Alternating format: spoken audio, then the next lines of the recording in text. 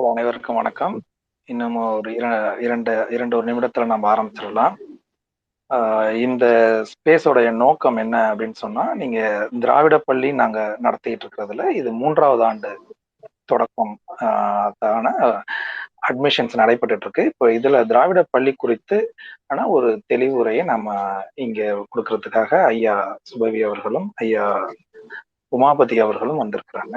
மிக முக்கியமா நம்ம அதுல கவனிக்க வேண்டியது 1900 முற்பகுதியில, அதாவது நம்ம திராவிட இயக்கங்கள் ஆரம்பிக்கப்படுவதற்கு முன்பு இருந்த நிலை என்ன அப்படிங்கிறதும், இல்ல 1850களுக்கு பிறகு நிறைய தரவுகள் கிடைக்குது. நம்ம இங்க இருக்கும்பொழுது எவ்வளவு தூரம் வந்து அந்த தமிழ்நாட்டுல வந்து அந்த வளர்ச்சி விகிதம் எப்படி இருந்தது அப்படிங்கிறத நம்மளால பார்க்க முடியும். ஒண்ணும் இல்ல, உலகத்தின் பல்வேறு இடங்கள்ல வந்து அடிமைகளாக வேலை செய்வதற்கு இங்கிருந்து நம்ம போயிட்டு இருந்தோம். மலேசியாவுக்கு போயிருக்கோம், சிங்கப்பூருக்கு போயிருக்கோம், ஸ்ரீலங்காவுக்கு போயிருக்கோம், ஏன் ஆப்பிரிக்காவுக்கு போயிருக்கோம். ஆப்பிரிக்கர்கள் தான் வந்து உலகத்தின் பல பகுதிகளில் வந்து இது மாதிரியான வேலைகளுக்கு வந்து ஆங்கிலேயர்களால் கொண்டு செல்லப்பட்டார்கள். ஆனா சவுத் ஆப்பிரிக்கால பாத்தீங்கன்னா தமிழர்கள் போயிருப்பாங்க. எந்த நிலையில் இருந்த நாம் இப்ப எந்த நிலைக்கு வந்திருக்கிறோம்? அப்போ இந்த நீண்ட இது அரசியல்ல இதற்கு நடுவில் நடந்தது என்ன? அது எந்த தத்துவம்? அது அது என்ன சொல்கிறது? இதெல்லாம் குறித்து நாம தெரிஞ்சுக்க வேண்டிய ஒரு தேவை இருக்கு. நமக்கு நம்முடைய வரலாறு என்று ஒண்ணு இருக்கு இல்லையா? நம்ம ஒரு 100 ஆண்டு காலம் நம்ம முன்னோர்கள்லாம் நம்ம ஒரு இது பண்ணியிருக்காங்க. ஆமா, வெங்கஸ் தோழர் வந்து ஜமைக்கான்ட்டு அனுப்பியிருக்காரு. ஆமா, அங்கேயும் இருக்காங்க. சரி. மதித்தோழர் 50 பேர் வந்துட்டாங்க, ஆரம்பிச்சலாமா? தொடங்கலாம் கார்த்திக், ஒண்ணும் பிரச்சனை இல்லை, தொடங்கலாம், தாராளமா அப்படி தொடங்கி நீங்க வழிபாடு சொல்லுங்க. உங்க தோழர் உமாபதி ஒரு கொஞ்சம் பேசட்டும், பிறகு நான் பேசுறேன், அப்புறம் இன்டராக்ஷன் வச்சுக்கலாம். தோழர்கள் அனைவருக்கும் வணக்கம். இணைப்பில் இணைந்த அனைவரையும் வருக வருக வரவேற்கிறோம். இன்றைய இந்த கூட்டத்துக்கான மூல காரணம்னு பார்த்தீங்கன்னா, நம்ம திராவிட பள்ளியோட தேவை, திராவிட பள்ளி என்ன பண்ண போகுதுங்கிறது தான் இன்றைய கூட்டத்துக்கான மூல காரணம். ஸோ இதுல அனைவரையும் வரவேற்று, அண்ணா உமாபதி அண்ணா அடுத்து நீங்க பேசுங்கண்ணா. உமாபதி அண்ணா மியூட் எடுத்துக்கங்கண்ணா. உமாபதி மியூட்ல தான் இருக்கிறீங்க ஐயா. அண்ணா டிராவல்ல இருக்காங்க ஐயா, அதனால சரியா கேட்கலன்னு நினைக்கிறாங்களே. நீங்க பேசுறீங்க, வேணா பின்னாடி நான் ஃபாலோ பண்ணேன். நான் பேசுறேன் அப்புறம் உமாபதி வரும்போது இடையில பேசிக்கிட்டோம். சரி. அனைவருக்கும் என் அன்பு வணக்கம். திராவிட பள்ளி பற்றிய சில புரிதல்களை பகிர்ந்து கொள்வதற்காக இந்த கூட்டத்தை ஏற்பாடு செய்திருக்கிற தோழர்கள் கார்த்தி, மதிவாணன் உள்ளிட்ட அனைவருக்கும் முதலில் என்னுடைய நன்றியை தெரிவித்துக் கொள்ளுகிறேன். 2 ஆண்டுகளை நாம் நிறைவு செய்திருக்கிறோம். 3வது ஆண்டில் இப்போது அடியெடுத்து வைக்கிறோம். 2 ஆண்டுகளுக்கு பிறகும் இந்த திராவிட பள்ளியின் நோக்கம் என்ன, எதற்காக என்பதை விளக்கி சொல்ல வேண்டிய ஒரு கட்டாயம் நமக்கு இருக்கிறது. அதுதான் இந்த அமர்வினுடைய அடிப்படையான நோக்கம். அடுத்த நோக்கமாக, நீங்கள் திராவிட பள்ளிக்கு இதுவரையில் பயிலாதவர்கள் வாருங்கள், தேவைப்பட்டவர்கள் வாருங்கள், நண்பர்களுக்கு அறிமுகப்படுத்துங்கள் என்று கேட்டுக்கொள்வது 2வது கட்டம். முதலில் இந்த கொரோனா காலத்திலே தான் இந்த திராவிட பள்ளி தொடங்கப்பட்டது. ஏதேனும் செய்ய வேண்டும், எல்லோரும் முடங்கி போயிருக்கிறோம், உலகமே முடங்கி இருக்கிறது, ஏதேனும் செய்ய வேண்டும் என்கிற எண்ணத்திலேயே இருந்தபோது, ஏன் நாம் ஒரு திராவிட இயக்கத்தினுடைய வரலாறு கோட்பாடுகளை சொல்லுகிற ஒரு அஞ்சல் வழி நிறுவனத்தை தொடங்கக்கூடாது என்கிற எண்ணம் வந்தது. தோழர்களிடம் பேசிய போது அதற்கு ஒரு பெரிய வரவேற்பும் இருந்தது. இந்த இடத்தில் நான் இன்னொன்றையும் நினைவு கூற வேண்டும். திராவிட இயக்க தமிழர் பேரவை 2007 தொடங்கப்பட்ட போது, ஜனவரி மாதம் தொடக்கத்திலே தொடங்கப்பட்ட போது இனமான பேராசிரியர் அதனை தொடக்கி வைத்தார். அப்போது பேசிய மும்பை சார்ந்த தோழர் குமரராசன் ஒரு கருத்தினை சொன்னார். காலப்போக்கில் நீங்கள் ஒரு ட்ரைனிங் காலேஜ், அவர் சொன்ன தொடர், ஒரு பயிற்சி நிறுவன கல்லூரியாகவே ஒன்றை உருவாக்க வேண்டும் என்பது என் விருப்பம் என்று சொன்னார். அவர் சொன்னது 2007.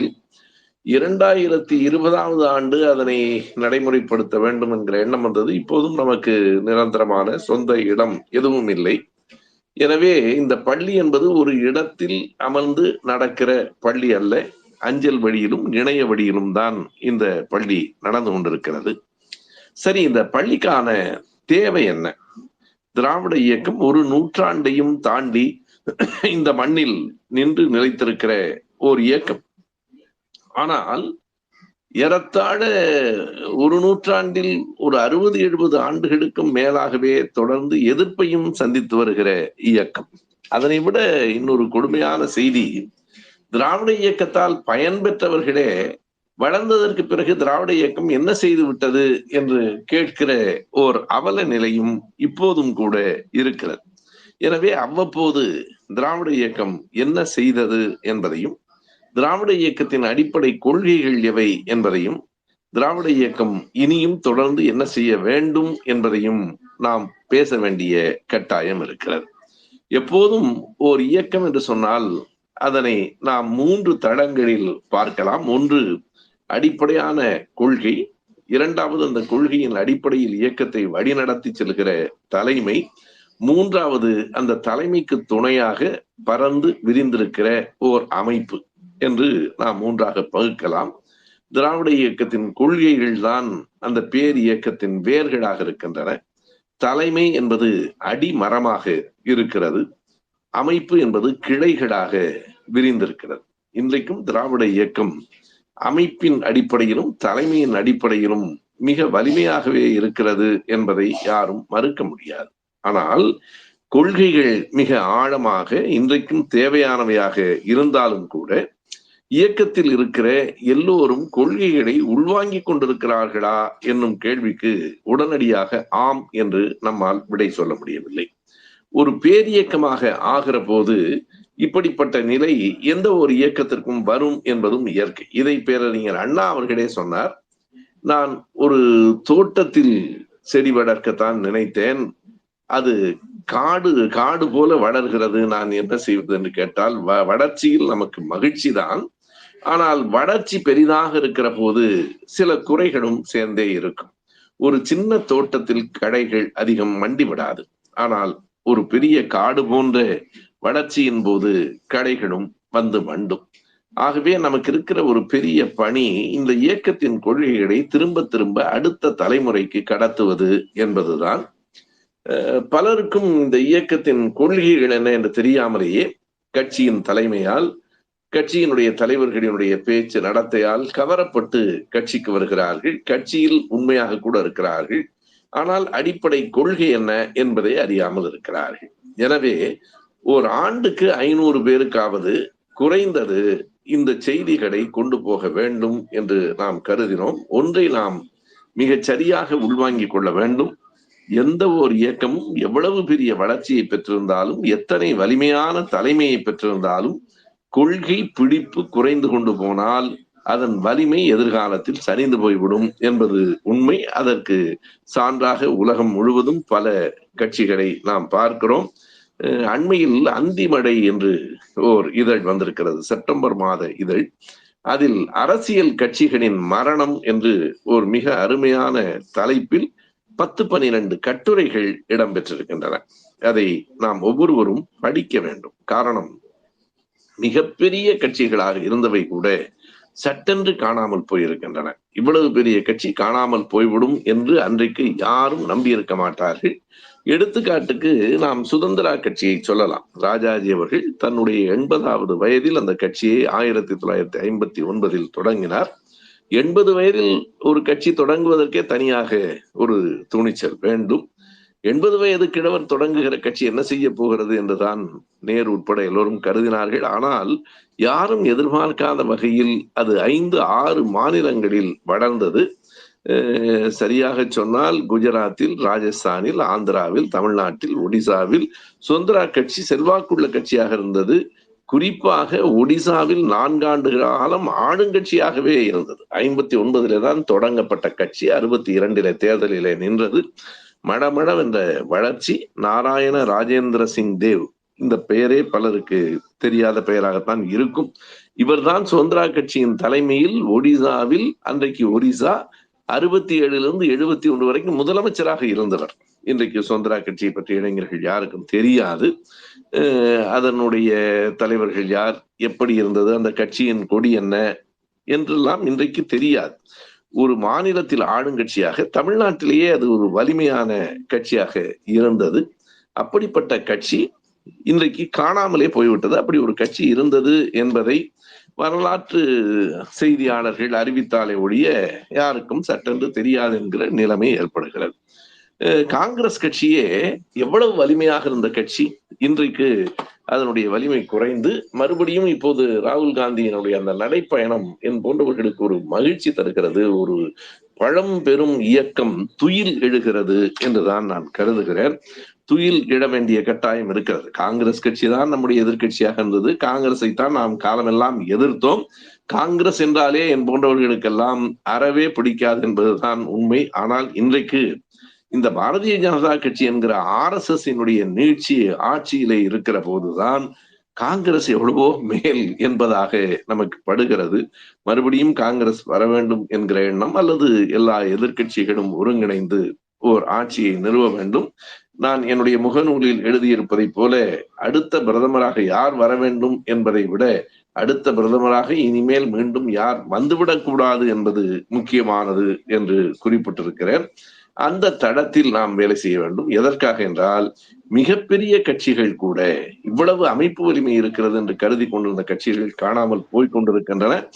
நம் காலத்து உதாரணத்தை நான் சொல்ல வேண்டும் என்றால், 72 50 ஆண்டு காலம் பெரிய கட்சியாக தமிழ்நாட்டில் திமுகவுக்கு அடுத்து அல்லது திமுகவுக்கு இணையாக சில நேரங்களில் இருந்த அதிமுக இன்றைக்கு மெல்ல காணாமல் போய்கொண்டிருக்கிறது என்பதை நாம் கவனத்தில் கொள்ள வேண்டும்.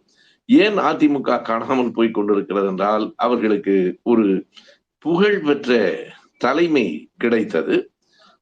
இன்னொரு தலைமையும் அதை தொடர்ந்து வந்தது. ஆனால் அதற்கு பிறகு அந்த தலைமைகள் இல்லை. தலைமை இல்லை என்றாலும் ஒரு கொள்கை அடிப்படையில் கட்சி நிற்காதா என்றால், அந்த கட்சிக்கு கொள்கையே இல்லை என்பதுதான் உண்மை. எனவே கொள்கை இல்லாமல் இருந்த ஒரு கட்சி 50 ஆண்டு காலம் நிலைத்ததே பெரிது. எம்ஜிஆர் அவர்களுக்கே கொள்கை என்ன என்று கேட்கிற போது விடை சொல்ல தெரியவில்லை. அண்ணாயிசம் தான் எங்கள் கொள்கை என்று சொன்னார். அண்ணாயிசம் தான் என்றால் என்ன என்று பலரும் கேட்கிற போது அவருக்கு விடை சொல்ல தெரியவில்லை. எனவே இப்படி கொள்கை ஊற்றம் இல்லாமல் போகுமானால் அது கட்சியை பலவீனப்படுத்திவிடும். எனவே திராவிட இயக்கம் மிகச் சரியான கொள்கைகளை கொண்ட இயக்கம். அதனுடைய அரசியல் கட்சியாக திமுக கழகம் பரிணமித்து இன்றைக்கு நிற்கிறது. திமுகவின் மிக அருமையான வாழையடி வாழையாக தொண்டர்கள் மட்டுமில்லை, தலைவர்களும் கிடைத்துக் கொண்டிருக்கிறார்கள். கிளைகள் மிக வலிமையாக இருக்கின்றன. இன்றைக்கு தமிழ்நாட்டிலேயே எல்லா தொகுதிகளிலும் வாக்குச்சாவடி குழுக்கள், அதை பூத் கமிட்டி என்று சொல்லுவார்கள்.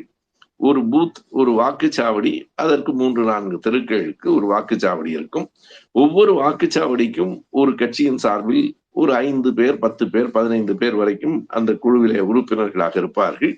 தமிழ்நாட்டில் ஏறத்தாழ 72,000 வாக்குச்சாவடிகள் இருக்கின்றன என்று கணக்கு சொல்லப்படுகிறது. 72,000 வாக்குச்சாவடி குழுக்களும், அதாவது அந்த பூத் கமிட்டியும் திமுகவில் இருக்கிறது. அதற்கடுத்து அதிமுகவில் இருக்கிறது. வேறு எந்த கட்சிக்கும் இல்லை. இன்றைக்கு அண்ணாமலை போன்ற ஒரு வெத்து வேட்டு சத்தம் என்று இன்றைக்கு ஜூனியர் விகடனே அதை எழுதியிருக்கிறது. அந்த கட்சி நாங்கள் வளர்ந்து விட்டோம் என்றெல்லாம் சொல்லுகிறார்கள். கடந்த 5 ஆண்டுகளுக்கு முன்னால் எவ்வளவு இருந்ததோ அதே நிலைதான் இப்போதும் இருக்கிறது. நான் ஒரு எடுத்துக்காட்டுக்காக சொல்லுகிறேன். 72,000 பூத் கமிட்டிகள் திமுகவுக்கு உண்டு. ஆனால் வெறும் 6,700 பூத் கமிட்டிகள் தான் பிஜேபிக்கு இருக்கின்றன. அதை வைத்துக்கொண்டு இவ்வளவு பெரிய சத்தம். திமுக அதிமுகவுக்கு அடுத்து தமிழ்நாட்டில் ஓரளவுக்கு தேர்தல் நிலையிலும் வளர்ச்சி பெற்ற கட்சியாக நடுவில் விஜயகாந்தினுடைய தேமுதிக கட்சி வந்தது. அவருடைய உடல் நலிவு காரணமாக அது தேய்ந்து போய்விட்டது. எனவே நான் இதையெல்லாம் குறிப்பிடுவதற்கு காரணம், பல கட்சிகள் வரலாம் போகலாம். ஆனால் 1 நூற்றாண்டுக்கு மேலாக திராவிட இயக்கம் நிலைத்து நிற்கிறது என்று சொன்னால் அதனுடைய அடிப்படை கொள்கைகள் அதற்கு ஒரு காரணம். நீங்கள் இந்தியாவில் தோன்றிய 2வது பேர் இயக்கம் திராவிட இயக்கம் தான். நான் பல இடங்களில் அதை சொல்லிக் கொண்டிருக்கிறேன். பழம்பெரும் இயக்கம் காங்கிரஸ், அது 19ஆம் நூற்றாண்டின் இறுதியிலே தோன்றியது. அதற்கு பிறகு 1912 தோன்றி இன்று வரைக்கும் நிற்கிற இயக்கம் முஸ்லீம் லீக் போன்ற கட்சிகள் 1906 இருந்தன என்றாலும் அது ஒரு குறிப்பிட்ட சாராரை சார்ந்திருந்தது. தமிழ்நாட்டில் வலிமையான இயக்கமாக 1912 தொடங்கிற்று. இன்றைக்கு சொல்லுகிற பிஜேபி, அதற்கு தாய்க்கழகமான RSS, அதற்கும் தாய்க்கழகமான இந்து மகாசபை கூட 1915 தான் தொடங்கப்பட்டது. எனவே திராவிட இயக்கத்திற்கு அடுத்ததாக வலதுசாரி இயக்கமான RSS, அதே போல இடதுசாரி இயக்கமான பொது உடைமை கட்சி ஆகியவை தோன்றின. எப்படி இருந்தாலும் திராவிட இயக்கம் இந்த மண்ணின் நிறம் சார்ந்த, மண்ணின் குணம் சார்ந்த, மண்ணுக்கு தேவையான கொள்கை கோட்பாடுகளை கொண்டு விளங்குகிற கட்சியாக இருக்கிறது. இன்றைக்கும் அது தேவைப்படுகிறது, என்றைக்கும் தேவைப்படும் என்பதால் அந்த கட்சியினுடைய கொள்கைகளை, வரலாற்றை அந்த திராவிட இயக்கம் இந்த மண்ணில் ஏற்படுத்தி இருக்கிற தாக்கத்தை தொடர்ந்து அடுத்த தலைமுறை இளைஞர்களுக்கு சொல்ல வேண்டும் என்பதற்காக திராவிட பள்ளியை தொடங்கினோம். வெறும் அடுத்த தலைமுறை இளைஞர்கள் தான் என்பதில்லை. இன்றைக்கு திமுக கழகத்திலே பெரிய பொறுப்புகளிலே இருக்கிறவர்கள் கூட நாங்களும் அறிந்து கொள்ளுகிறோம் என்று கடந்த ஆண்டுகளில் வந்தார்கள். வயது கூடியவர்கள் படித்தார்கள். இந்த பள்ளியில் இணைவதற்கு வேறு எந்த தடையும் இல்லை. திருநங்கையாக இருக்கலாம், பெண்ணாக இருக்கலாம், ஆணாக இருக்கலாம், 18 வயது நிரம்பிய யார் வேண்டுமானாலும் இதில் தங்களை இணைத்துக் கொள்ளலாம். இந்த திராவிட பள்ளியை நாங்கள் நடத்துகிறோம் என்பதை விட இந்த சந்திப்பின் நோக்கம் வாருங்கள் எல்லோரும் சேர்ந்து நடத்துவோம் என்று அழைப்பதற்காகத்தான். இது நம்முடைய கடமைகளில் ஒன்று. நாங்கள் முன்னெடுத்திருக்கிறோம். உங்களின் ஆதரவு வேண்டும், அத்தனை பேரினுடைய ஆதரவும் வேண்டும். திராவிட இயக்கம் நிலைக்க வேண்டும் என்று கருதுகிறவர்கள் அத்தனை பேரும் இதில் வர வேண்டும். இந்த திராவிட பள்ளியில் ஆகச்சிறந்த திராவிட இயக்க ஆய்வாளர்களை, பேராசிரியர்களை, முன்னாள் துணைவேந்தர்களை எல்லாம் கொண்டு பாடங்கள் தயாரிக்கப்படுகின்றன.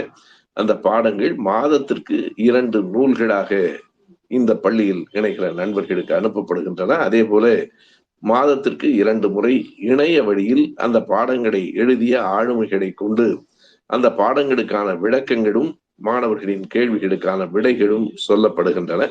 எங்களால் இயன்ற அளவு இதனை கொண்டு சென்று கொண்டிருக்கிறோம். ஒரு பள்ளியிலிருந்து எதிர்காலத்தில் இது பல்கலைக்கழகமாக ஆக வேண்டும். கட்சிக்குள் வருகிற ஒவ்வொருவரும் திராவிட இயக்கத்தின் கொள்கைகளை அறிந்தவர்களாகவும் இருக்க வேண்டும் என்று நாங்கள் விரும்பியதன் விளைவுதான் இது. 2 ஆண்டுகளுக்கு முன்னால் இன்றைய தமிழ்நாடு மாண்புமிகு முதலமைச்சர், அன்றைக்கு திமுக கழகத்தின் தலைவராக இருந்து இந்த திராவிட பள்ளியை தொடக்கி வைத்தார்கள். 2ஆம் ஆண்டு தொடக்க விழாவிற்கு தமிழ்நாட்டினுடைய உயர்கல்வித்துறை அமைச்சர் பொன்முடி அவர்கள் வந்திருந்தார்கள். அதற்கு பிறகு இப்போது 3வது ஆண்டு தொடக்க விழாவிற்கு திமுகவின் இளைஞரணி செயலாளர் உதயநிதி ஸ்டாலின் அவர்களும், தொழில் அதிபர் சுரேஷ் சம்பந்தம் அவர்களும், புதிய குரல் அமைப்பின் நிறுவனர் தோழர் ஓவியா அவர்களும் வருவதற்கு ஒப்புதல் கொடுத்திருக்கிறார்கள். வருகிற 16ஆம் தேதி சென்னை அடையாறு முத்தமிழ் பேரவையில் மாலை 6:30 மணிக்கு திராவிட பள்ளியின் 3வது ஆண்டு விழா தொடங்க இருக்கிறது. திராவிட பள்ளியில் இந்த ஆண்டு இணைவதற்கு நாளைக்குத்தான் இறுதி நாள் என்று வைத்திருந்தோம். ஆனால் பள்ளியினுடைய தலைமை ஒருங்கிணைப்பாளர் தோழர் உமாபதி அவர்கள் சற்று நேரத்திற்கு முன்பு என்னிடம் தொடர்பு கொண்டு பலரும் கேட்டுக்கொள்வதற்கு இணங்க இன்னும் 10 நாள்கள் அதனை நீட்டிக்கலாம், செப்டம்பர் 20 கடைசி தேதியாக வைத்துக் கொள்ளலாம் என்று சொன்னார். சரி என்று சொல்லி இருக்கிறேன். எனவே இந்த அரங்கில் கலந்து கொண்டிருக்கிற அனைவருக்கும் நான் வைக்கிற வேண்டுகோள், உங்களில் யார் வேண்டுமானாலும் இணையலாம், உங்கள் நண்பர்களை இணைக்கலாம், மற்றவர்களுக்கு தகவல் சொல்லலாம். இது எங்கள் திராவிட பள்ளி அல்ல, நம்முடைய திராவிட பள்ளி என்கிற உணர்வோடு உங்களை அணுக வேண்டும் என்றுதான் இந்த அமர்வுக்கான ஏற்பாட்டினை தோழர்கள் செய்திருக்கிறார்கள். திராவிட பள்ளி பற்றிய சுருக்கமான என் கருத்துக்களை உங்களோடு நான் பகிர்ந்து கொண்டிருக்கிறேன். இனி இது குறித்து ஏதேனும் விளக்கங்கள் கூடுதலாக சொல்ல விரும்பினால் சொல்லலாம், கேள்விகள் கேட்க நினைத்தால் கேட்கலாம். என் கருத்துகளில் உங்களுக்கு உடன்பாடு இல்லை என்றால் மறுக்க நினைக்கிறவர்கள் மறுக்கவும் செய்யலாம். எனவே இந்த அமர்வு திறந்த வெளி அரங்கம். கலந்து கொண்ட அத்தனை நண்பர்களுக்கும் நன்றி. இனிமேல் இது உங்கள் நேரம், நாம் கலந்துரையாடலாம். நன்றி, வணக்கம். ஐயா, நான் ரொம்ப அருமையாக பேசுனேங்க. இப்போ சற்று நேரத்துக்கு முன்பு MP திருமாவளவன் அவர்கள் லிசனரா ஒரு 5 நிமிடங்களுக்கு மேல் நம்முடைய அரங்கத்துல இப்ப இருந்துட்டு போயிருக்காங்க. ஓ, அவருக்கு 8 மணிக்கு அடுத்த அவர் ஆமா, பேசுறாங்க. ஸ்பேஸ்ல இன்றைக்கு திராவிட வெளிச்சம்ங்கிற தலைப்புல அவர் பேசுறாரு. 18ஆம் தேதி மாலை திராவிட இதழியல்ங்கிற தலைப்புல நானும் பேசுறேன். சரி, அந்த இரவு 8லேருந்து 9 அதுல ஏறத்தாழ 1,00,000 பேர் கலந்து கொள்கிறார்கள் என்பது நமக்கு கிடைத்திருக்கிற மிகப்பெரிய செய்தி. நேற்றைக்கு நிதியமைச்சர் பிடிஆர் அவர்கள் பேசினார். தொடர்ந்து மாதம் முழுவதும் அது நடைபெற்றுக் கொண்டிருக்கிறது. சரிங்க. ராஜ்குமார், உங்களுக்கு கருத்து ஏதேனும் இருந்தாலும் கேள்விகள் ஏதேனும் இருந்தாலும் நீங்க கேட்கலாம். மற்ற தோழர்களுக்கு ஏதேனும் கருத்து இருக்கின்ற தோழர்கள் மேல வந்து உங்கள் கருத்துக்களை சுருக்கமாகவும், கேள்வி இருந்தாலும் அதுவும் சுருக்கமாகவும் வைங்க.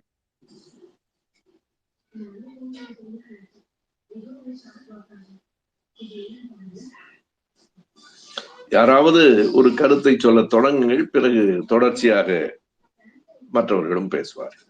ஜேகே,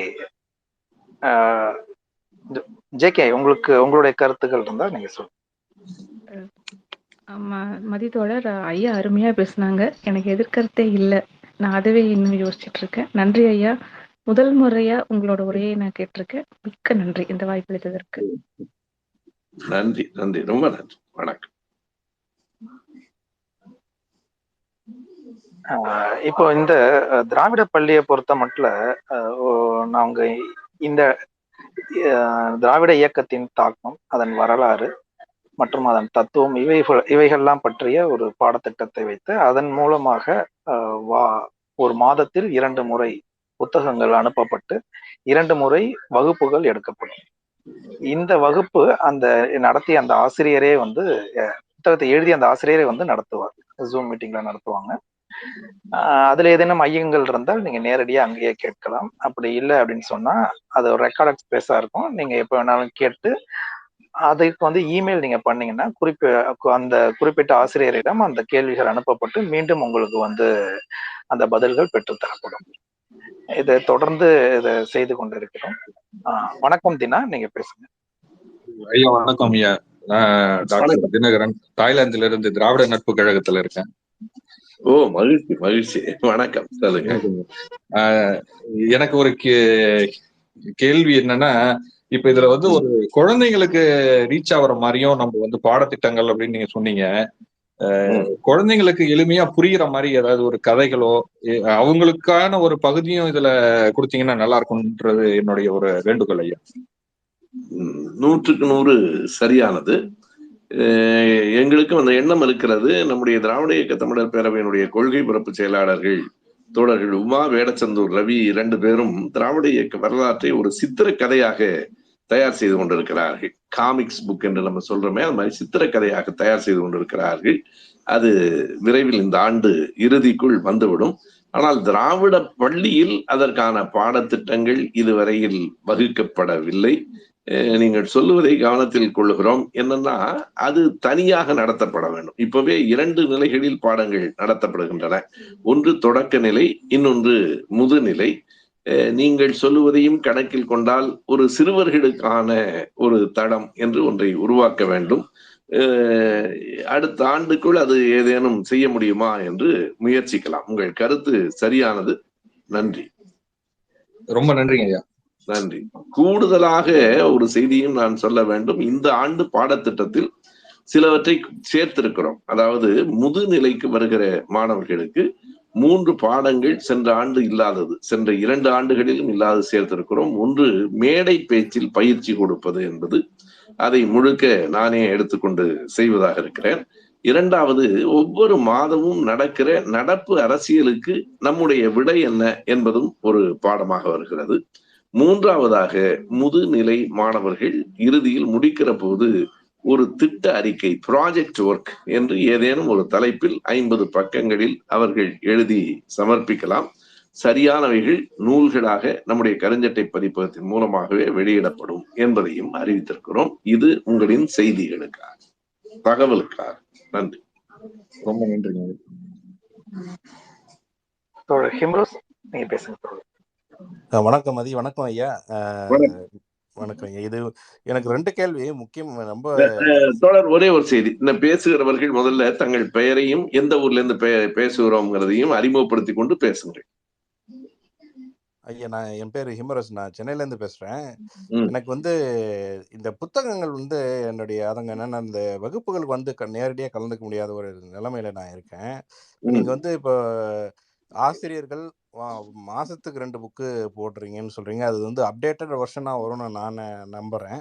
அப்படி இந்த புத்தகங்கள் ஒரு பக்கம் போடும்போது வருஷத்துக்கு அதனுடைய நிறைய மாற்றங்கள் வரும். 1. 2வது இப்போ இந்த புத்தகங்கள் வருடத்துக்கு ஒரு ஆண்டு புத்தகமாக போட்டிங்கன்னா அதை நம்ம வாங்கி படிக்கிறதுக்கு வாய்ப்பு இருக்குமா? இப்போ மாணவர்களுக்காக நீங்கள் சொன்னீங்க, அவர்களோட ஆராய்ச்சி கட்டுரையாக நீங்கள் அந்த புத்தகத்தை வெளியிட்ட வர மாதிரி, இப்போ இந்த நம்மளுடைய இந்த பெரிய ஆசான்கள்லாம் இவங்கெல்லாம் முனைவர்கள் ஒரு புத்தகமாக நீங்கள் அது ஆண்டு புத்தகமாக போட்டிங்கன்னா வாங்கி படிக்கவும் ஒரு வசதியாக இருக்கும். அதுக்கு ஆவணம் செய்ய முடியுமான்றது தான்.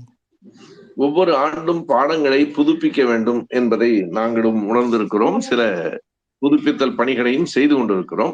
அதே நேரத்துல சிலவற்றை ஒரு 3-4 புத்தகங்களை சேர்த்து புத்தகமாகவும் ஆக்கி இருக்கிறோம். ஏற்கனவே வந்திருக்கிறது.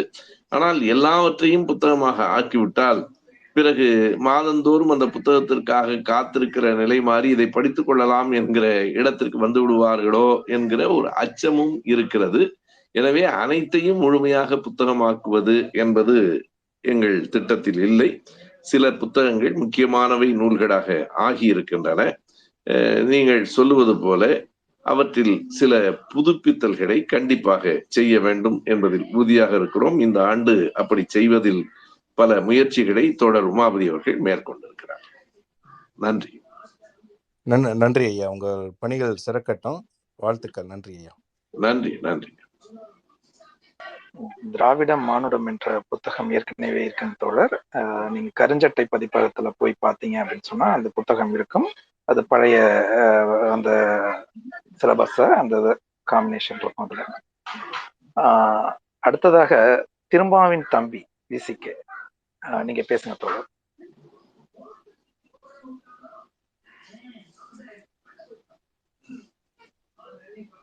மியூட்ல இருக்கான்னு நினைக்கிறேன். மியூட்ல இருக்கு. ஆமாங்க தோழர், நீங்க மியூட்ல இருக்கீங்க. அன்மியூட் பண்ணீங்க தோழர்.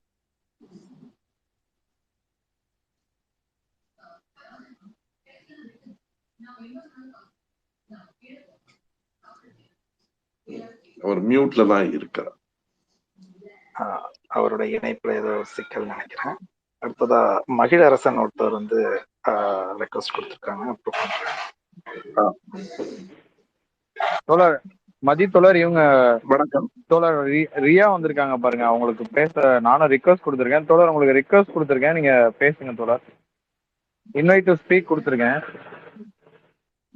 டாக்டர் ரியா இருக்கிறாங்க.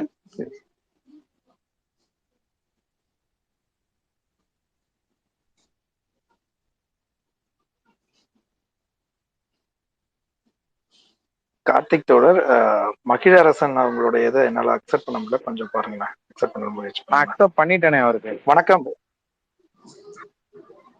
ஸ்பீக்கர். தோழர் ரியா, நீங்க மியூட் எடுத்துட்டு பேசுங்க தோழர்.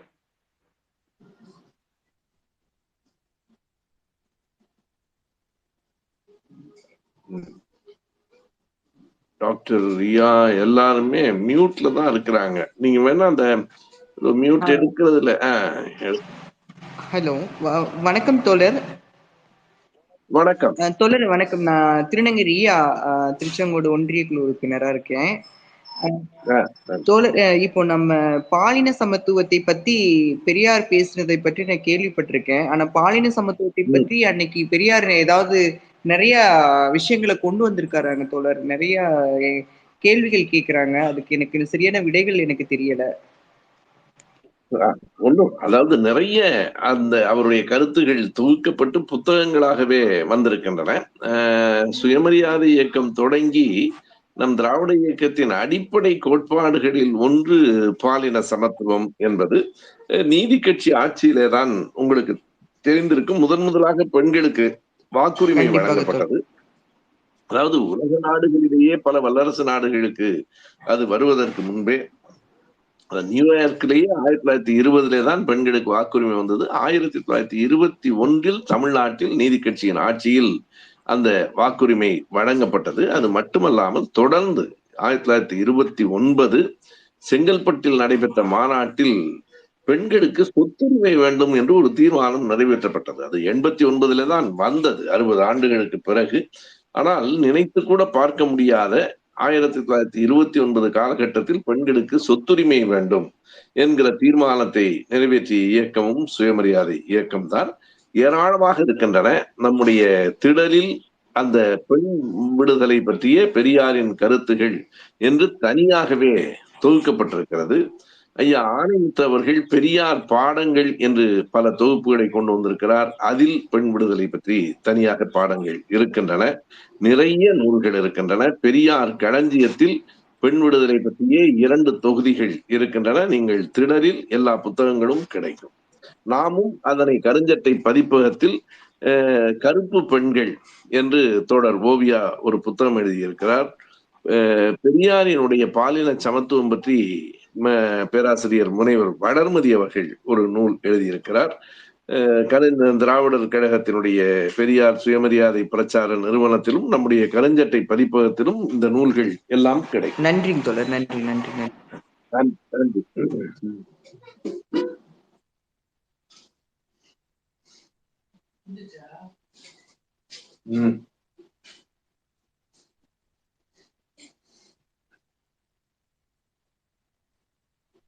மதியத்தோழர் பேசலாமா? பேசுங்க ராஜ்குமார். வணக்கம் ஐயா. நீங்க வணக்கம் ராஜ்குமார். எங்க இருந்து பேசுறீங்க? நான் அபுதாபில இருந்து பேசுறேன். அபுதாபில. மகிழ்ச்சி. தொடர்ந்து நீங்க நிகழ்ச்சிகளுக்கு வரணும். இப்ப நீங்க இந்த திராவிட பள்ளி நடத்துறது சம்பந்தமா தான் கேட்கணும்னு நினைச்சேன். ஏன் அதை வந்து திறந்த வழி பள்ளியாக இணைய வழியில வந்து ரெகுலராகவே நீங்க ஓப்பன் கிளாஸ் ரூமா கண்டக்ட் பண்ணீங்கன்னா எல்லாருமே வந்து விருப்பப்பட்டவர்கள் அந்த கட்டாயமா அந்த பாடத்திட்டம்ன்றதோ இல்லை நேரமோ கட்டாயம் இல்லாமல் யாரும் எப்பொழுதும் வந்து கலந்து முடிச்சுக்கிற மாதிரியான வாய்ப்பை ஏற்படுத்தினீங்கன்னா இன்னைக்கு இருக்க இதுல ரொம்ப அது ஈஸ் ஆஃப் எஜுகேஷனா இருக்கும்னு நான் நினைக்கிறேன். உண்மைதான். நமக்கு ஒரு இன்னொன்றை நீங்கள் கவனத்துல வைத்துக் கொள்ள வேண்டும். நம்ம ஒரு சின்ன அமைப்பு தான். தொடங்கி 15 ஆண்டுகள் ஆகிவிட்டன என்றாலும் இன்னமும் ஒரு அளவாக வளர்ந்திருக்கிற ஒரு இயக்கம் தான். பொருளாதார நிலையிலும் பல சிக்கல்களை நாங்கள் தொடர்ந்து எதிர்கொண்டிருக்கிறோம். எனவே இப்ப பாடப்புத்தகங்களை அச்சிடுவதிலிருந்து அனுப்புவதிலிருந்து எல்லா விதமான இது அதற்காகத்தான் ஒரு ஆண்டுக்கு 1500 ரூபாய் என்று நாங்கள் கட்டணமாகவும் வாங்குகிறோம். நீங்கள் பார்த்தால் வாங்குகிற கட்டணத்தை விட செய்யப்படுகிற செலவு கூடுதலாகவும் இருக்கும். நீங்கள் சொல்லுவது போல திறந்த வழி பல்கலைக்கழகம் என்று சொன்னால் தொடர்ந்து நாம் அந்த பாடப்புத்தகங்களை எல்லோருக்கும் அனுப்பி கொண்டிருக்க வேண்டும். தொடர்ந்து வகுப்புகளை நடத்தி கொண்டிருக்க வேண்டும். உங்களுக்கு தெரியும், இந்த வெபினார் என்று சொல்லுகிற இந்த ஜூம் மீட்டிங் என்று சொல்லுகிறோமே, அதற்கு எல்லாமே நாம் பணம் கட்ட வேண்டிய நிலை இருக்கிறது. எனவே நடைமுறை சிக்கல் தான். மற்றபடி நமக்கு இதை கட்டணமாக வைத்துக் கொண்டு வகுப்பாக நடத்த வேண்டும் என்பது கூட இல்லை. நீங்கள் சொல்லுவது போல திறந்த வழி பல்கலைக்கழகமாக நடத்துவது சரி. இன்றைக்கும் நீங்கள் பார்க்கலாம், நம்முடைய கூட்டங்கள் எல்லாம் நம்முடைய பேரவை மட்டுமல்ல, திராவிடர் கழகம் திமுக கழகத்தில் நடத்தப்படுகிற பயிலரங்குகள் எல்லாம் நீங்கள் கருதி பார்த்தால் எல்லாம் பயிலரங்குகள் தான். அதே போல வருகிற புத்தகங்கள் எல்லாம் நாம் அதை நோக்கித்தான் கொண்டு வருகிறோம். இருந்தாலும் குறிப்பாக இதில் இணைந்து முறைப்படி கற்க வேண்டும் என்று விரும்புகிறவர்களுக்கு ஒரு வாய்ப்பு இருக்க வேண்டும் என்பதற்காகத்தான் இந்த திராவிட பள்ளி நடத்தப்படுகிறது. நன்றி. நன்றி ஐயா. எதிர்காலத்துல அந்த மாதிரி ஆக்கிட்டு புக்ஸ் கூட பிரிண்டட் புக் இல்லாமல் பிடிஎஃபா டவுன்லோட் பண்ணிக்கிற மாதிரி பண்ணிட்டோம்னா இன்னும் செலவினங்களையும் குறைக்கலாம், இன்னும் அதிகப்படியானவர்களை கொண்டு போய் சேர்க்கிறதுக்கான வாய்ப்புகள் இருக்கும்னு நினைக்கிறேன். கண்டிப்பா அது குறித்து சிந்திக்கிறோம் கண்டிப்பா. நன்றி. நன்றி.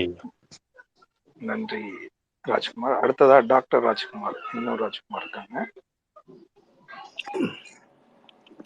நன்றி தோழர். ஐயா வணக்கம். வணக்கம். நான் ராஜ்குமார், ரஷ்யாவிலேருந்து பேசுகிறேன். ஆல்ரெடி நம்ம பேசியிருக்கோம். எனக்கு 2 கொஸ்டின்ஸு. ஒன்று வந்து நம்ம நண்பர் வந்து திராவிட கழகத்தில் ரொம்ப ஈடுபாடு பொன் இளங்கோன்னு சொல்லி அவர் வந்துட்டு காமிக்ஸு அப்புறம் வந்து அனிமேஷன் பற்றி அவர் இந்த மாதிரி பெரியாரோடைய வீடியோவிலையும் பெரியாரோடைய சிந்தனைகளை வந்து நம்ம காமிக்ஸாகவும் புக்காக போடலாம். நான் அதுக்குள்ள எல்லா கண்டென்ட்டும் ரெடி பண்ணி வச்சிருக்கிறேன். ஆனால் அதுக்கான பண உதவி வந்து நமக்கு வந்து திடல்ல இருந்தோ இல்லை அரசுல இருந்தோ கிடைக்கிறதுக்கு என்ன பண்ணணும் தெரியல அப்படிங்கிறாரு. அதுக்கான உதவியா முன்னெடுப்பா நீங்க எங்களுக்கு சொல்ல நிச்சயமா வேண்டிய அவங்க தோழரை தொடர்பு கொள்ள சொல்லுங்க. அவருடைய பேர் என்ன சொன்னீங்க? அவர் நம்ம திராவிட கழகத்துல ரொம்ப ரொம்ப இதா இருப்பாரு. பொன்னிலங்க அவர் பேரு. எங்க இருக்காரு? அவர் ஆக்சுவலி திருச்சி. இப்போ அவங்க கோயம்புத்தூர்ல செட்டில் ஆயிட்டாங்க. பட் ஆனால் அவர் எதுவும் இதுல இல்லை, சங்கத்துல இல்லை. ஆனால் அவர் ஃபுல் அண்ட் ஃபுல் நம்ம பெரியாருடைய கருத்துக்கள், பெரியாரியவாதி அவர். சரி, தமிழ்நாட்டில் தானே இருக்கிறார். நம்ம கார்த்திக் எண்ணையோ யாருடைய எண்ணையோ கொடுத்து கொஞ்சம் தொடர்பு கொள்ள சொல்லுங்க. நம்ம பேசுவோம். என்ன செய்ய முடியுமோ அதை நம்ம தான் வெளியிடணும்லாம் கூட எங்களுக்கு இல்லை. அது மக்களுக்கு போகணும். அது மிக சரியாக இருந்தது. ஆனால் நாம் அதை முதலமைச்சரின் கவனத்துக்கு கூட கொண்டு போகலாம். தொடர்பு கொள்ள சொல்லுங்க. உடனடியாக தொடர்பு கொண்டு என்னவெல்லாம் செஞ்சு வச்சிருக்கிறாங்கிறத ஒரு முறை நேரில் சந்திச்சு பேசினா தான் நமக்கு புரியும். கண்டிப்பா அவர் வந்து நான் சென்னைக்கு வர சொல்றேன், உங்களை வந்து பார்க்க வர சொல்றேன். பார்க்கட்டும். எங்களுடைய செயலாளர்களையும் பார்க்க சொல்லுங்க. அவங்க அந்த வேலையில இருக்காங்க, பார்க்க சொல்லுங்க. ஓகே. அப்புறம் இன்னொரு கொஸ்டின், ஏன் நம்ம பெரியார் ஐயாவுடைய புக்குகளை வந்துட்டு பொது உடைமை ஆக்கக்கூடாது, தேசியமயமாக்க கூடாது? இப்போது பெரும்பாலும் அது பலரும் இன்றைக்கு வெளியிட்டு கொண்டுதான் இருக்கிறார்கள். ஒரு கட்டத்துல அதுல சில, அதாவது ஒரு அச்சம் காரணமாக அதற்கு தடை சொல்லப்பட்டது திராவிடர் கழக தலைவர் அவர்களால. என்னன்னா, அதை முன்னும் பின்னுமாக உருவி எடுத்து பெரியாரை தவறாக காட்டுவதற்கு சில முயற்சிகளை நம் எதிரிகள் செய்யக்கூடும் அப்படிங்கிற ஒரு அச்சம். நாம் வந்து மிக பல எதிரிகளையும் கொண்டிருக்கிறவர்கள் என்பதை நினைவில் வச்சுக்கணும். அதனால அப்படி தப்பாயிடக்கூடாதுங்கிற அச்சம் காரணமாக தடை இருந்தது. இப்ப பெரும்பாலும் நீங்க பார்க்கலாம், நம்ம பெரியார் விடுதலை கழகம், தமிழ் தேச விடுதலை கழகம் அவங்க போடுறாங்க. திராவிட விடுதலை தேசம், தந்தை பெரியார் திராவிடர் கழகம் சார்பா ராமகிருஷ்ணன் போட்டிருக்காங்க. நாமே ஒரு சில புத்தகங்களை போட்டிருக்கோம். எனவே இப்போது அதற்கு ஒன்றும் தடை இருப்பதாக தெரியவில்லை. இல்லையா, இப்போ நம்ம வந்து இப்போ அவங்கவுங்க எடுத்து ஒரு கண்டென்ட் எடுத்து எழுதுறது, அது வந்து பெரியார் சொன்னதா சொல்ல முடியாது. பட் ஆனால் பெரியார் எழுதிய பெரியார் ஆற்றிய சொற்பொழிவுகள் அது எல்லாமே நம்ம திடல்ல வந்து புக்காவே இருக்குது. அதை வந்து நம்ம பொது உடைமை ஆக்கணும்னா பெரியாரை சொன்ன எக்ஸாக்ட் பாயிண்ட் வந்துட்டு அடுத்த தலைமுறைக்கு நம்ம கடத்துறதுக்கு வந்து இது கொஞ்சம் எளிதா இலகுவா இருக்கும்னு நான் நினைக்கிறேன். அதனால இந்த கொஸ்டின் வச்சேன் ஐயா. நல்லதுதான். நாட்டுடைமை ஆக்குகிற போது என்ன ஆகும்னா, நாம் மட்டுமல்ல, பெரியாரை இழிவுபடுத்த வேண்டும் என்கிற திட்டத்தோடு இருக்கிறவர்கள் அங்கும் இங்குமாக வெட்டி வெட்டி எடுத்து போடுவாங்க. நான் ஒரே ஒரு எடுத்துக்காட்டு உங்களுக்காக நான் சொல்றேன். அதை நான் நேரடியாக அந்த காணொலியிலையும் பேசியிருந்தேன். ஒரு முறை இந்த சாணக்கியா தொலைக்காட்சியில பாண்டே புத்தகத்தை கையில வைத்துக் கொண்டு என்ன பேசுகிறார் என்றால், நான் சுதந்திரத்துக்கு குறுக்கே நின்றவன், இந்திய தேசிய விடுதலை வரக்கூடாது என்று ஆங்கிலேயர்களுக்கு ஆதரவாக அவர்களுக்கு வால் பிடித்துக் கொண்டு நின்றவன் அப்படின்னு படிச்சு காமிச்சிட்டு, பாருங்க இப்படி பெரியாரே எழுதியிருக்கிறார், இந்த புத்தகத்துல இருக்கு, சாமி சிதம்பரனார் புத்தகத்துல இருக்குன்னு சொல்றார். எனக்கு ரொம்ப அதிர்ச்சியாக இருந்தது. அந்த கருத்தை அப்பவே வந்துட்டு உங்க தோழர் இவங்க ஓவியா நினைக்கிறேன், அவங்க அப்பவே முறியடிச்சிட்டாங்க. பதில் முழுசா சொல்லிட்டு புத்தகத்தையே இதுல காணொலியில காட்டி, இப்படியெல்லாம் நான் அந்த தேசத்துக்கு எதிராக இருக்கிறவன் என்று சிலர் மனசாட்சி இல்லாமல் சொல்லுகிறார்கள்னு பெரியார் சொன்ன வரியை கட் பண்ணிட்டு போடுகிற அளவுக்கு அத்தனை அநாகரிகமானவர்கள் நமக்கு எதிரிகளாக இருக்கிறார்கள் சொன்னேன். எனவே புத்தகம்னு வரும்போது அதை வெட்டி வெட்டி அவங்க அதை போட்டாங்க அப்படின்னு வைங்க. அப்ப என்ன ஆகும்னா, ஒவ்வொரு புத்தகத்துக்கும் நம்ம விடை சொல்லிக்கிட்டே இருக்க முடியாது. எனவே அந்த சிக்கல்கள், நடைமுறை சிக்கல்கள் இருக்கின்றன. இப்ப நமக்கு பெரியாருக்கு ஆதரவானவர்கள் புத்தகத்தை முழுமையாக எடுத்து வெளியிடுவதற்கு ஒன்றும் தடை எங்கும் இருப்பதாக தெரியவில்லை. நன்றி ஐயா. நன்றி. நன்றி தோழர். பெரியாரின் தொகுப்புகள் நிறைய புத்தகங்கள் இருக்குது. அது நேரடியான எழுத்துக்கள் தான், உங்களுக்கே அது தெரியும். அந்த இதுலயும் நீங்க படித்துக் கொள்ளலாம். தோழர் நக்கீரன், வணக்கம். நீங்க பேசுங்க. வணக்கம் தோழர்கள் அனைவருக்கும் வணக்கம். ஐயா வணக்கம் ஐயா. என்னுடைய பெயர் நக்கீரன். விழுப்புரம் மாவட்டம். எங்க ஒன்றியத்துல வந்து திராவிட முன்னேற்ற கழகத்துல நான் மாணவர் அணி துறை செயலாளராக இருக்கிறேன் ஐயா. மகிழ்ச்சி. சொல்லுங்க ஐயா. இப்போ எனக்கு கொஸ்டின் ஒண்ணுதான் ஐயா. ஒன்றிய அரசாங்கத்தை வந்து தூக்கி எறிஞ்சிட்டு அடுத்தது வந்து ஒரு நல்ல அரசாங்கமா வரணும், அதற்கான முயற்சிகள் எப்படி போய்கிட்டு இருக்கு, நம்ம என்ன அதற்கான முயற்சிகள் எப்படி எடுக்கணும், இதுதான் ஐயா என்னுடைய கேள்வி. இது நேரடியாக இந்த அமர்வுக்கு தொடர்பில் என்றாலும் கண்டிப்பாக நாம் பேச வேண்டிய ஒரு செய்தி. இந்த திராவிட பள்ளியினுடைய நோக்கங்களில் அதுவும் ஒன்று. இந்த மதவெறி அமைப்புகள் வளர்ந்து கொண்டிருக்கின்றன. தமிழ்நாட்டுக்குள்ளும் ஊடுருவுகிற எல்லா முயற்சிகளையும் செய்து கொண்டிருக்கிறார்கள். எனவே வெளிச்சம் பரவினால் இருட்டை போக்கலாம் என்கிற நோக்கத்தில் தான் நாம் இந்த திராவிட பள்ளியையும் நடத்தி கொண்டிருக்கிறோம். அதனால நீங்க கேட்டிருக்கிற கேள்வி ஒரு விதத்தில் தொடர்புடையதுதான். 2024ஆம் ஆண்டு தேர்தல் இந்தியாவினுடைய எதிர்காலத்தை தீர்மானிக்க போகிற ஒரு தேர்தல். இன்றைக்கு பிஜேபி 3/2 பங்கு பெரும்பான்மை வந்துவிடலாம் என்கிற ஒரு கற்பனையில் இருக்கிறார்கள். காரணம், அவர்களுக்கு எதிராக இந்தியா முழுமைக்குமான ஒரே கட்சி இல்லை என்பதுதான். அப்படி 3/2 பங்கு பெரும்பான்மை வந்துவிட்டால் அவர்களுடைய முதல் நோக்கம் அரசமைப்பு சட்டத்தை திருத்துவதாகத்தான் இருக்கும். குறிப்பாக இந்த மதச்சார்பின்மை, சோசியலிசம், செக்குலரிசம் என்ப போன்ற சொற்களை எல்லாம் அரசமைப்பு சட்டத்திலிருந்து நீக்கிவிட வேண்டும் என்று கருதுகிறார்கள்.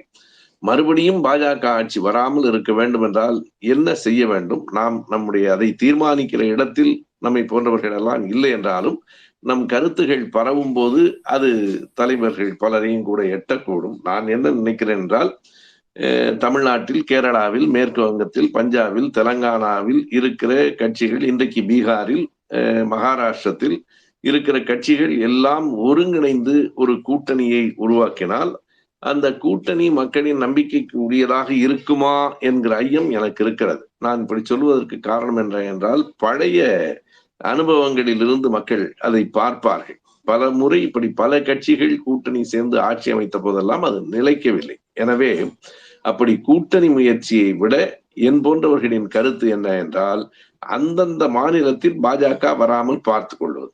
தமிழ்நாட்டில் ஒரு இடத்தில் கூட பாஜக வெற்றி பெறாது. மேற்கு வங்கத்தில், கேரளாவில், மகாராஷ்டிரத்தில், பீகாரில், பஞ்சாபில், தெலங்கானாவில் பாஜக ஒரு இடத்திலும் வெற்றி பெறாது என்கிற நிலை ஏற்படுமானால் ஒட்டுமொத்தமாக பாஜக வெற்றி பெற்ற இடங்களின் எண்ணிக்கை குறைந்து போகும். அப்போது மற்ற கட்சிகள் எல்லாம் ஒருங்கிணைந்து அடுத்த ஆட்சி பற்றி சிந்திக்கலாம். முதலிலேயே இந்த கட்சிகளின் கூட்டணி இது பாஜகவை எதிர்க்கும், அப்படி வெற்றி பெற்றால் பிரதமர் இவர்தான் என்றெல்லாம் சொல்லுவது பலவீனமாக போய்விடும் என்று நான் கருதுகிறேன். ஒவ்வொரு மாநிலத்திலும் தனித்தனியாக பிஜேபியை வீழ்த்துவதில் முதலில் முனைப்பாக இருக்க வேண்டும். பிறகு நமக்குள் ஒரு புரிதல் வந்து சேரும். நன்றி ஐயா. நன்றி ஐயா. தலைப்புக்கு சம்பந்தம் இல்லைனாலும் நல்லா அழகா எடுத்து சொன்னீங்க. மிக்க நன்றி ஐயா. நன்றி நன்றி.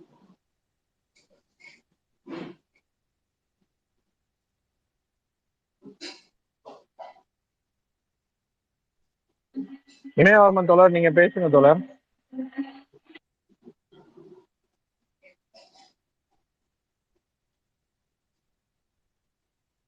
இமயவர்மன் தோழர் அன்மியூட் பண்ணிட்டீங்க, பேசுங்க.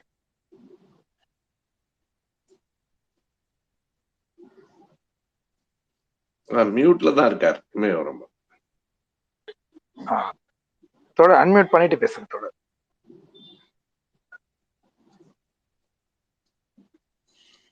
கும்முடிப்பூண்டி சட்டமன்ற உறுப்பினர் கோவிந்தராஜன் இருக்கிறாங்க லிசனர்ல. பார்த்தேன், டிஜேஜி இருக்கிறாங்க. ரொம்ப மகிழ்ச்சி மகிழ்ச்சி. பேசுங்க.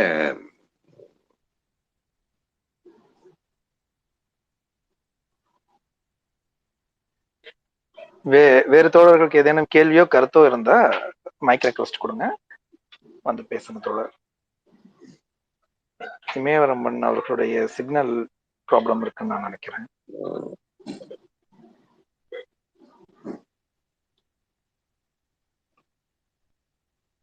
ஒருவேளை வேறு யாரும் கேள்விகள் இல்லை, இந்த அமர்வு நிறைவுக்கு வருகிறது என்றால் மீண்டும் என்னுடைய வேண்டுகோளை உங்கள் முன்னால் வைக்கிறேன். இதை நாம் நடத்த வேண்டும் எல்லோரும் சேர்ந்து என்பதுதான் எங்கள் விருப்பம். நீங்களே இமைவதாக இருந்தாலும் சரி, அல்லது நண்பர்களை அறிமுகப்படுத்துவதாக இருந்தாலும் சரி, திராவிட பள்ளிக்கு நீங்கள் உதவுவது என்பது திராவிட இயக்கத்திற்கு உதவுவதாக அமையும். இந்த மண்ணில் திராவிட இயக்கம் மேலும் மேலும் ஆழமாக வேரூன்றுவதற்கு அது உதவும். எனவே திராவிட பள்ளியில் மாணவர்கள் இணைவதற்கு உங்களுடைய உதவி எங்களுக்கு பெரிய தேவை. நன்றி. இப்போது இமயவரம்பன் மியூட் எடுத்துட்டாரு. மன்னிக்கணும் ஐயா, எனக்கு இந்த ட்விட்டர் கொஞ்சம் புதுசு இன்னைக்கு, அதனால எனக்கு சரியா அன்மியூட் பண்ண தெரியாம போயிடுச்சு. வேற ஒண்ணு இல்ல. நான் இமயவரம்பன் இப்ப பேசுறது விழுதுங்களா ஐயா காதுல? நல்லா கேக்குது, ரொம்ப பேசுங்க. மகிழ்ச்சிங்க ஐயா. ஐயா, இந்த எல்லாருக்கும் வணக்கம். இந்த திராவிட பள்ளியோடைய அவசியத்தை நான் ரொம்ப உணர்ந்தவன். இப்ப துபாயில வந்து என்னுடைய சகோதரியுடைய பையன் இருக்காப்புல. அவர்கிட்ட இப்ப இன்சிஸ்ட் பண்ணி அவர் இப்ப கூட இப்ப இன்னைக்கு ஜாயின் பண்ணிருக்காரு. இளங்கதிர்னு பேரு. எனக்கு ரொம்ப மகிழ்ச்சி. இன்னும் நிறைய பேரை இது மாதிரி சேர்க்கணும்னு தான் நினைச்சேன். அப்புறம் அவர்கிட்ட என்ன கேட்டாருன்னா, எப்படி இது வந்து அவங்களுக்கு புத்தகம் இ புக்கா போங்களே, நம்ம மாதிரி போகாது இல்லையா? எங்களுக்கு வந்து புத்தகம் வருது, அவங்களுக்கு வந்து அதான் அது அவங்களுக்கு சின்ன பசங்க, அவங்க அதனால எளிமையா படிச்சுக்குவாங்க ஐயா. இது வந்து ரொம்ப பயனுடையதா இருக்கு. ஒன்னே ஒன்று மட்டும் சொல்லணும், இந்த தேர்வின் அப்ப வந்து 100 மதிப்பெண் இருக்குன்னு வைங்களேன், அதை ஒரே ஒட்டுமொத்தமா அந்த தேர்வுக்கு மட்டும் வைக்காம இன்டர்னல் அசஸ்மெண்ட் மாதிரி வச்சு, இப்ப ப்ராஜெக்ட்லாம் இருக்கு. இப்ப நான் இப்ப 2வது முதுநிலைக்கு அப்ளை பண்ண போறேன் இன்னைக்கு. என்னுடைய சின்ன சஜஷன் வந்து, ஏன்னா எழுதுறது வந்து ரொம்ப ஃபாஸ்டா எழுத முடியல, ஏன்னா நாங்களாம் கொஞ்சம் வயசான ஆளுங்க. அதனால ப்ராஜெக்ட் மாதிரி பண்ணிட்டோம்னா அதுக்கு ஒரு மதிப்பெண்ணு. அந்த தேர்வு வந்து மேக்சிமம் 1 வேர்டு இல்ல 2 இது ஷார்ட் கொஸ்டின்ஸ் மாதிரி கூட இருந்தா பரவாயில்ல. நீங்க பெரிய கொஸ்டின்ஸ் எல்லாம் வந்து முதல்ல கொடுத்தா நாங்க வந்து சிறப்பா பண்றதுக்கு வாய்ப்பா இருக்கும்னு நினைக்கிறேன். அது வந்து நான் என்னுடைய கருத்தை சொல்றேன். ஆனா எல்லாரும் என்ன சொல்றாங்களோ அதை வந்து நம்ம ஏற்றுக்கிறதுக்கு ரெடியா இருக்கு. எழுதுறது எனக்கு பிடிக்கும், பட் எழுத முடியல, அதுதான், வேற ஒண்ணும் இல்ல. நன்றி. நீங்க சொன்ன கருத்து ஏற்கனவே எங்களுக்கு பலரிடமிருந்தும் வந்திருக்கிறது. எனவே இந்த முறை நடுவுல ஒரு அசஸ்மெண்ட் வைக்கலாம். ரொம்ப அந்த 1 வேர்ட் 2 வேர்ட் ஆன்சர்ஸ் பண்ணலாம்ங்கிறத நம்ம அந்த பாடத்திட்ட குழுவில் நாங்களே அதை பற்றி பேசி இருக்கிறோம். விரைவில் அது குறித்த முடிவை இந்த ஆண்டு எடுத்து. அதுவும் நீங்க வந்து நிறைய இது இன்ட்ரோடியூஸ் பண்ணிருக்கீங்க, அந்த 3 இது பேச்சுக்கலை, இன்னும் அதெல்லாம் ரொம்ப சிறப்பு. நமக்கு வந்து கண்டிப்பா தேவைங்கய்யா இதெல்லாம். அதனால அந்த தேவை இது ரொம்ப மகிழ்ச்சி. நானும் என் நண்பர்கள்ட்ட நிறைய சொல்லிட்டு இருக்கேன், நிறைய பேர் ஜாயின் பண்ணுவாங்க. மிக்க நன்றி. நன்றி நன்றி நன்றி நன்றி மேவர்மன். திராவிட தமிழர் நீங்க பேசுங்க.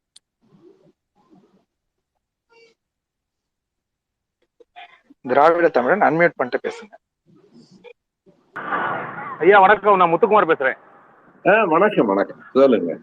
இல்லையா, எனக்கு இது புதுசு, நான் இப்பதான் ஃபர்ஸ்ட் டைம் வந்திருக்கேன், எனக்கு தெரியல எப்படின்னு, அதனால ரெக்வஸ்ட் கொடுத்த மாதிரி ஆயிடுச்சு. நீங்க பேசுங்க, நான் கவனிச்சுக்கிட்டு இருக்கேன். ஓ சரி சரி, மன்னிக்கணும் மணி, நாளை மாலை சந்திக்கலாம். நன்றி நன்றி. வாங்க. திராவிட நட்பு கழகத்தினுடைய சென்னை மாவட்ட அறிமுக கூட்டம் நாளைக்கு சென்னை அண்ணா சாலையில் இருக்கிற தேவனைய பாவாணர் கட்டிடத்தில் நடைபெறுகிறது. அதுதான் அவர் வரலாறு. வாய்ப்புள்ள தோழர்கள் நீங்களும் யார் வேணாலும் வரலாம். கண்டிப்பா வருவோம், நான் கண்டிப்பா வருவேன். நன்றி. CS சாமிநாதன் தோழர் நீங்க பேசுங்க. நன்றி தோழர். வணக்கம். நான் புதுச்சேரியில இருந்து புதுச்சேரி மாநில கூட்டமைப்புடைய அமைப்பாளர் சுவாமிநாதன் என் பேரு. இப்ப வந்து புதுச்சேரி மாநிலத்தை பொறுத்த வரைக்கும் இப்ப நம்ம தமிழகத்துல எதை எதிர்க்கிறோமோ அந்த சட்டங்கள், ஏன்னா நான் முன்னாடி நீங்க பேசி இந்த கருத்தையும் கேட்கல, நான் கொஞ்சம் லேட் ஆயிடுச்சு வர்றதுக்கு, கோச்சிக்காதீங்க. ஆனா என்னுடைய மாநிலம் சார்ந்த ஒரு கருத்தியலை நான் இங்க வைக்கணும்னு நினைக்கிறேன். புதுச்சேரி மாநிலத்துல இப்படி தமிழகத்துல நம்ம எதை எதிர்க்கிறோமோ, இன்னைக்கு இங்க பிஜேபி என்ஆர் காங்கிரஸ் ஆட்சிக்கு பிறகு தொடர்ச்சியா அந்த திட்டங்கள்லாம் அங்க கொண்டு வந்துறாங்க. இப்ப தேசிய கல்விக் கொள்கை கொண்டு வரப்பட்டிருக்குது, சிபிஎஸ்இ பாடத்திட்டங்களை கொண்டு வரப்பட்டிருக்கு. கொண்டு வருவதாக அதிகாரப்பூர்வமான அறிவிப்பை அமைச்சரவை வெளியிட்டு இருக்கு. ஏற்கனவே அமைச்சரவை வந்து நேரடியாக 10 அமைச்சர் சொல்லியிருக்காங்க, ஆளுநர் சொல்றாங்க. இங்க இருக்கக்கூடிய கல்வி திட்டங்கள் கல்லூரி வாயிலாக அதாவது தொழிற்பயிற்சி பள்ளிகளாக இருந்ததெல்லாம் இன்னைக்கு தொழில்நுட்ப கல்லூரிகளாக இருந்ததெல்லாம் பொறியியல் கல்லூரியாக மாற்றி இன்னைக்கு தேசிய கல்விக் கொள்கைக்கு ஏற்ற மாதிரியான ஒரு சூழ்நிலையை மாத்துறாங்க.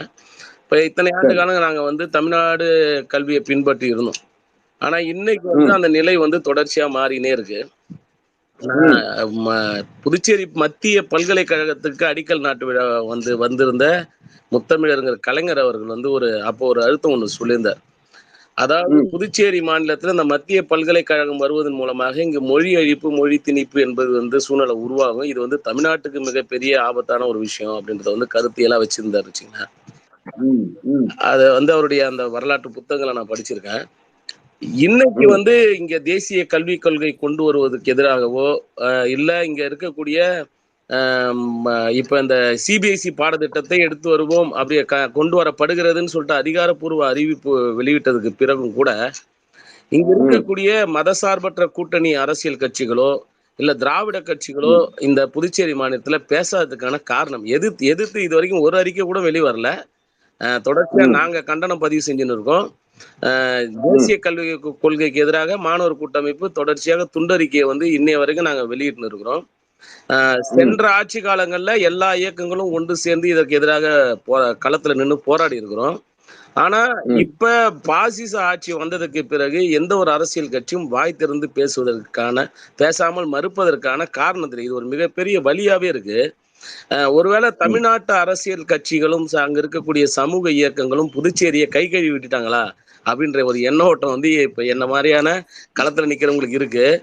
நான் வந்து தோழர் மீது மிகப்பெரிய ஒரு மதிப்பும் மரியாதையும் வச்சிருக்கிறவன்.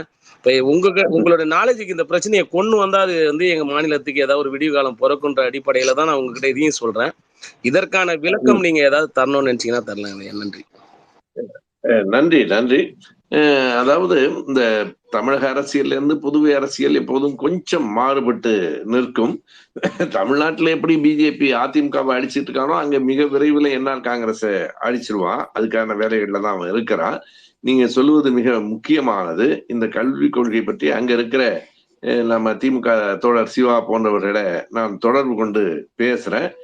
நீங்க சொன்னது போல எனக்கு உடனடியாக அங்க என்ன நடக்குதுங்கிற செய்தி தெரியலனாலும் இதை கவனத்தில் கொண்டு வருவதற்கு நான் அந்த முயற்சிகளை எடுத்துக்கிறேன். நம்ம பேசுகிற இந்த அமர்வின் தலைப்பிலிருந்து இது முற்றிலுமாக வேறுபட்டு நின்றாலும் கூட இதுவும் முக்கியமானதும் தேவையானதும் என்பதால் இதை நீங்க சொன்னதெல்லாம் நம்ம கவனமா கேட்டிருக்கிறேன்.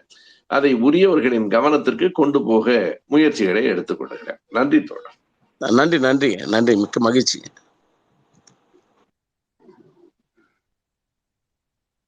ஐயா ஸ்பீக்கர்ஸ் எல்லாம் முடிஞ்சிட்டாங்க.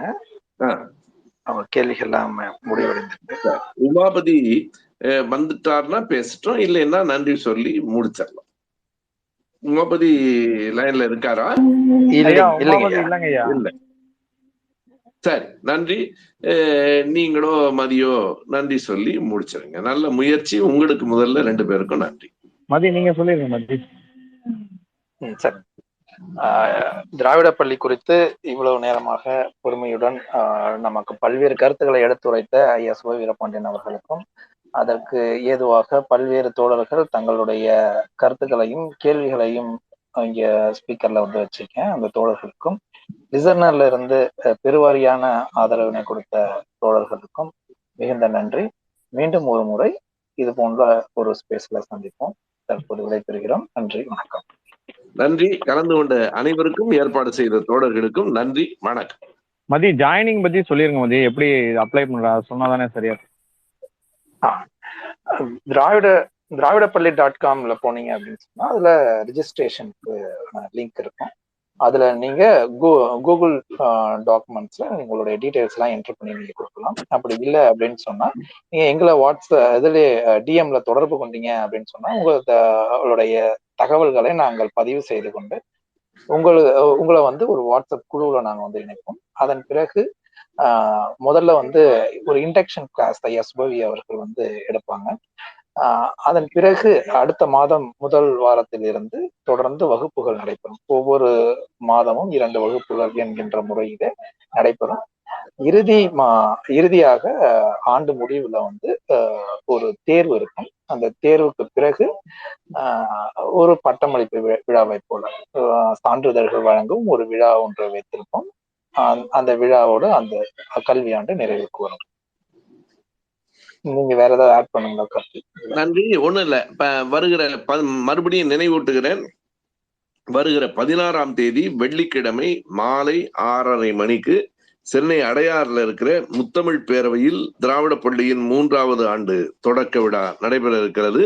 திமுகவின் இளைஞரணி செயலாளர் உதயநிதி ஸ்டாலின், தொழிலதிபர் சுரேஷ் சம்பந்தம், தோழர் ஓவியா மூவரும் பங்கேற்று உரையாற்றுகிறார்கள்.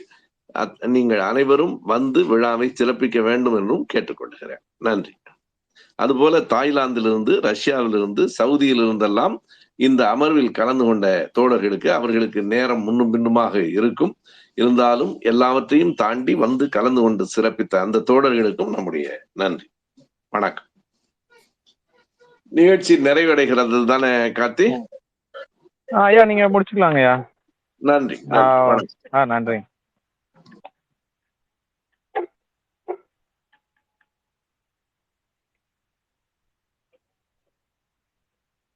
மதி தோழர் அவரு ஒருத்தர் ரிக்வஸ்ட் கொடுத்திருக்காரு, பேசலாம் பேசுவோம் தோழர். நீங்க அக்செப்ட் பண்ணலாம் தோழர். குரு எனக்கு குருன்னு ரிக்வஸ்ட் கொடுத்துருக்காங்க.